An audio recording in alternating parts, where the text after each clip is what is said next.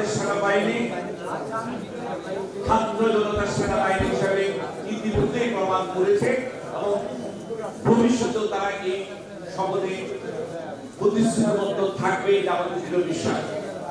দু একজন চক্রান্তকারী থাকতে পারে, তাদেরকে মোকাবেলা করার জন্য ছাত্র জনতার ক্যান্টনমেন্টের বাইরে যেরকম শক্তি প্রদর্শন করেছে, আমাদের সিপাহীরা ছাত্র জনতার পক্ষে সম্পূর্ণ ঐক্যবদ্ধ সারা বাংলাদেশে। এগুলো নিয়ে আপনারা বিভ্রান্ত হবেন না।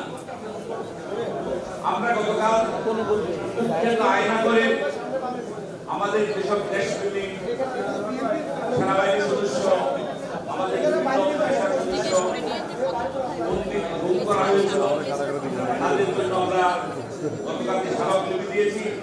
আপনারা এতে খুশি হবেন। ইতিমধ্যেই আমাদের অত্যন্ত শ্রদ্ধাভাজন আমাদের প্রিয় ব্যারিস্টার আরমান উনি বাসায় পৌঁছেছেন, ওনার পরিবার সেটা নিশ্চিত করেছে এবং আমাদের প্রিয় বিশ্বাস আমাদের অত্যন্ত সেনাবাহিনীর প্রত্যেকের সদস্য শ্রদ্ধাভাজন জেনারেল আজমি স্যার উনি খুব শীঘ্রই মুক্তি পাবে বলে আমরা বিশ্বাস করি এবং এই ব্যাপারে আজকের মধ্যেই আমরা হয়তো চূড়ান্ত একটা সিদ্ধান্তে বসতে পারব।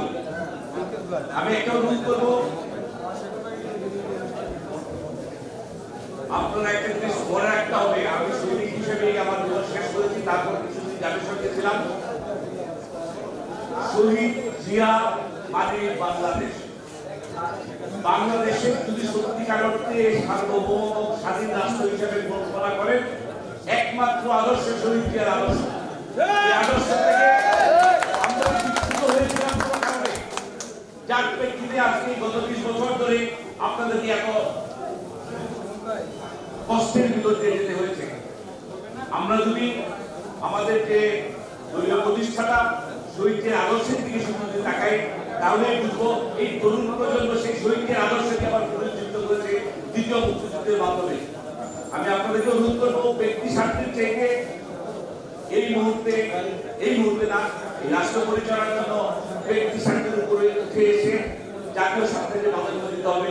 আমি কি পেলাম না সেই হিসাব করার সময় যদি আপনার রাজনীতির দর্শনের ভিতরে আনেন, তাহলে মনে হয় আপনি ভুল পথে আছেন।